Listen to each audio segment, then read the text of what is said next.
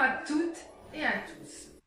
Je suis très joyeuse de vous rencontrer et de vous revoir après un long moment, certes. D'ailleurs, donc aujourd'hui, c'est la 8e vidéo sur 9 concernant mon instruction, donc mon enseignement, le chemin du soi et des mondes spirituels. Souvenez-vous, je vous ai présenté en fait les étapes de cette roue qui en comporte 9. On a commencé ensemble en 2013, courant 2013. Là, nous sommes début 2019 et on va terminer ces initiations, cette grande initiation qui nous mène à l'unité en soi-même. Donc aujourd'hui, c'est la capsule et la vidéo numéro 8.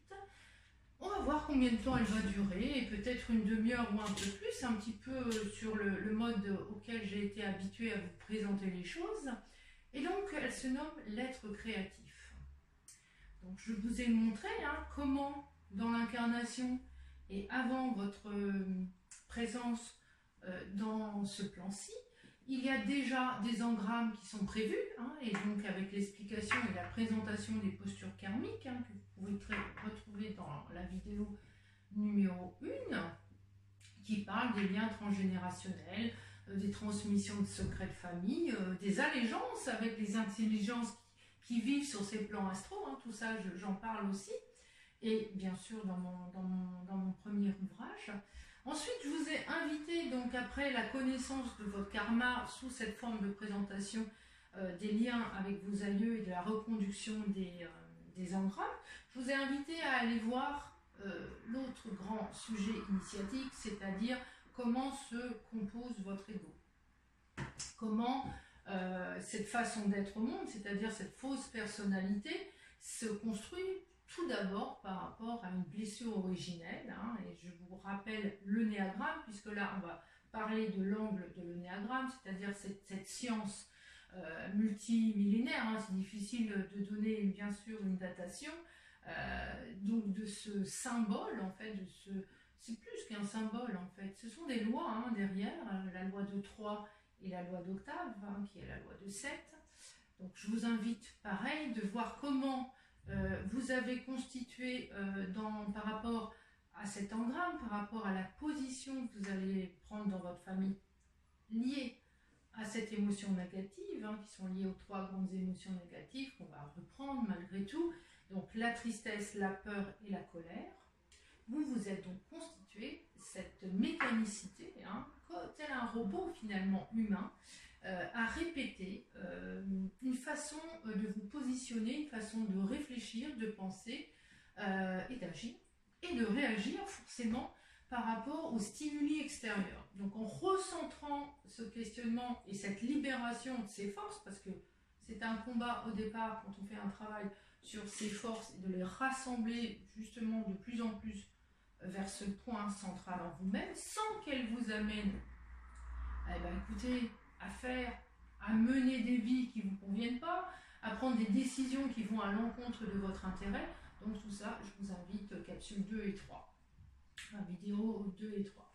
Ensuite, donc, on a vu aussi tous les exercices concrètement. Je vous ai parlé du le rappel à soi, de se souvenir en fin de journée, en redéfilant, mais à l'envers, les actes de la journée, et de voir a posteriori comment vous auriez réagi avec le recul, sans être à chaud dans cette émotivité, dans cette émotion survoltée, ou de cet instinctif un petit peu incontrôlable aussi, pour ceux qui fonctionnent avec le groupe instinctif, les 8, les 9 et les 1. Revoyez la capsule. Autre chose, ensuite je vous ai amené à voir la distorsion du temps, aussi ce que c'est que la notion de temps, passé, présent et puis futur bien sûr, et finalement l'imbrication en fait de ces lignes qui se connectent, et comment en travaillant sur le passé vous pouvez réajuster votre avenir. Et aujourd'hui, on va arriver donc après cette compréhension, et puis c'est le chemin de la conscientisation finalement, c'est-à-dire d'expandre notre vision en dehors d'un cadre rétréci de dogmes, de croyances, d'ego, de postures karmiques, etc. Et comment, une fois qu'on a réussi à faire tout ça, on commence à toucher une vraie créativité. C'est-à-dire, la créativité, en fait, c'est l'intelligence. C'est une intelligence qui vient de votre soi supérieur, on peut l'appeler votre double éthérique, votre double cosmique, l'émanation du grand esprit. Peu importe le mot que vous allez donner à cette vibration, mais en tout cas, votre émanation au monde va être une véritable signature personnelle. Et elle ne sera plus, ou moins possible, ou pas, influencée justement par rapport à tous ces magmas mémoriels. Hein. Et donc, on va revenir sur la notion de l'âme. Hein. Je en profite donc pour vous signifier ce qu'est l'âme en fait. L'âme représente l'antériorité, bien sûr, de vos vies, mais c'est comme un mémoriel, c'est-à-dire toute une sorte de... Alors, pas encore employer l'engramme, mais de sac à dos. Prenons voilà, une métaphore assez simple. Un sac à dos où vous avez mis ce que vous aviez besoin pour fonctionner dans le quotidien, en termes d'émotions, de comportement, de vision, de pensée, de mentalisation. Donc, qui ont créé des impressions comme des couches, comme un millefeuille, si vous voulez. Et à un moment, ce sac à dos est extrêmement lourd. Donc, c'est ça l'âme. Donc, l'âme, finalement... elle est là, c'est intéressant, évidemment, on est obligé de défiler, d'enlever les choses qui nous encombrent, mais ce n'est pas la clé pour sortir de sa programmation. L'âme, elle est là, au contraire, pour vous faire durer, continuer à exister dans ce plan d'illusion qui est le plan de l'astral, hein, où on retrouve tous les grands archétypes spirituels qui manipulent, en fait, la destinée de l'être humain, donc votre destinée. Et quand je parle de destinée, on parle aussi de programmation. Donc l'idée dans tout cette intégration de ces savoirs et au-delà de ces initiations, c'est de reprendre, hein, nous en sommes là, donc votre propre créativité.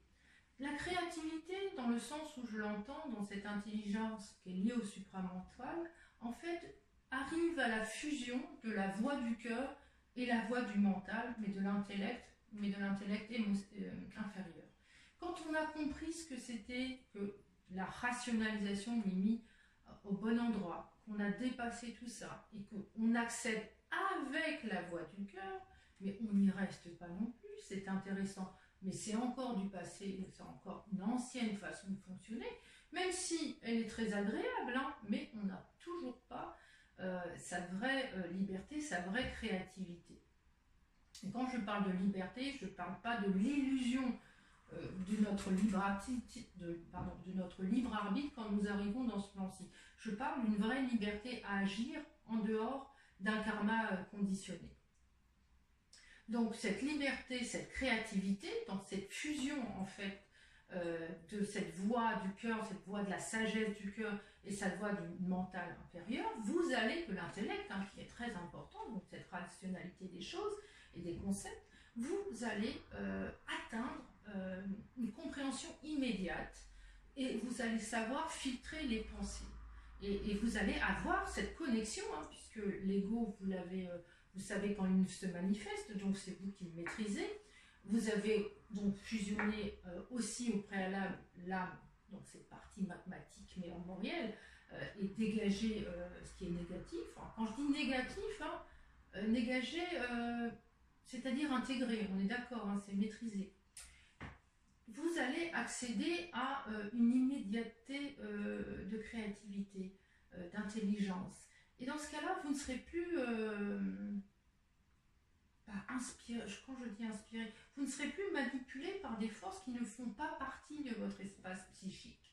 Parce que l'idée, hein, et on y vient, hein, on ira dans la prochaine capsule sur l'unité en soi, l'idée c'est de comprendre quand vous quitterez votre corps physique, comment bien s'aiguiller dans les mondes de l'après-vie et de ne pas justement faire des erreurs, tomber dans des pièges de l'astral, hein, et même du haut astral, comme je vous l'ai peut-être expliqué, en tout cas j'en parle dans mon livre, que le haut astral correspond à la description et est le paradis en fait des trois grandes religions.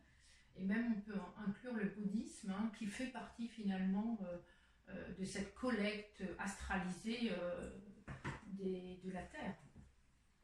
Donc ça, si c'est un but hein, d'initiation, c'est-à-dire, c'est l'initiation solaire, hein, c'est-à-dire de retrouver vraiment votre état de pureté, sans avoir à rejouer, si vous voulez, des nouvelles incarnations, ou alors de traîner des lustres dans des limbes sans comprendre pourquoi, d'être récupéré, et puis parfois ça peut être encore pire, mais ça, je ne vais pas parler de la troisième catégorie, parce que je sais que ceux qui me regardent ne sont de toute façon pas comment dirais-je, ne sont pas concernés par la dissolution, parce que la dissolution de l'âme existe aussi. Hein. Donc voilà, cette créativité où vous savez immédiatement quelle est la bonne décision. Et là, on parle, le doute se tait. Il n'y a plus de doute. Parce que vous êtes immédiatement connecté à votre vérité authentique. Vous savez. Vous le savez immédiatement, sans parler par un filtre mental ou du cœur ou émotionnel. Et là, vous savez ce qui est juste pour vous.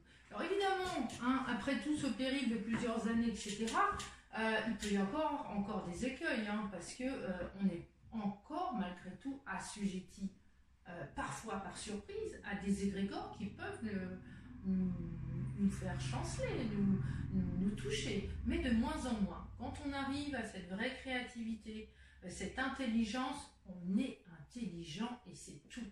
On ne peut plus se faire embobiner par des réflexions extérieures.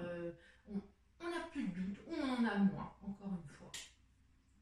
Donc cette réflexion de la créativité, évidemment, ce n'est pas, et ça peut passer aussi par là, hein, c'est-à-dire passer par une expression de forme, hein, et là on rejoint le monde de la forme, c'est-à-dire tout ce qui est art plastique, même la voix, la danse, etc. Tout ça font malgré tout partie en fait du monde de la forme, qui n'est pas mal en soi. La forme nous aide à conceptualiser une émotion, une connaissance, mais je pense que il est temps, si on veut vraiment se départir de ces conditionnements, de commencer petit à petit à s'en défaire. Et plus vous serez dans cette énergie-là de vous éloigner de ces allégeances, même de la forme, hein. Il y a des formes qui sont très très jolies, hein, la forme d'un cœur dans cette pierre, hein, qui est donc une pierre de cornaline, hein, pour ceux qui connaissent les pierres,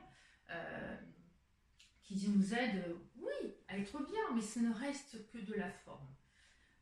Je serais intéressée dans une prochaine vidéo pour vous parler un peu plus de ce monde de la forme. Je pense qu'à l'heure actuelle, vous avez compris le message de ce que je voulais montrer avec ce que c'est que l'être créatif. Je vous laisse poser et réfléchir à ma façon de savoir et de comprendre, hein, ce que c'est que cette liberté nouvelle acquise loin de la manipulation des programmes, loin des orientations extérieures à vous. Donc je vous souhaite d'expérimenter encore plus hein, cet état d'être, parce que vous l'avez compris, c'est un état intérieur vibratoire et ce ne sont pas des savoirs livresques, et il ne vous reste plus qu'à mettre en œuvre au quotidien cette nouvelle vision, cette nouvelle vibration en vous, et petit à petit de comprendre ce que c'est, de vivre ce que sera l'unité en soi. Je vous souhaite donc une belle continuation. Moi je vous dis à bientôt hein, sur une prochaine vidéo. Et je vous invite, si vous ne l'avez pas encore fait, c'est de procéder. Et vous retrouverez tout ça dans mon livre, Le chemin du soi et des mondes spirituels. Vous pouvez le commander sur mon site Christelle Hachette et également sur le site Amazon. Voilà, il est au prix de 20 €. Belle journée à vous et à bientôt.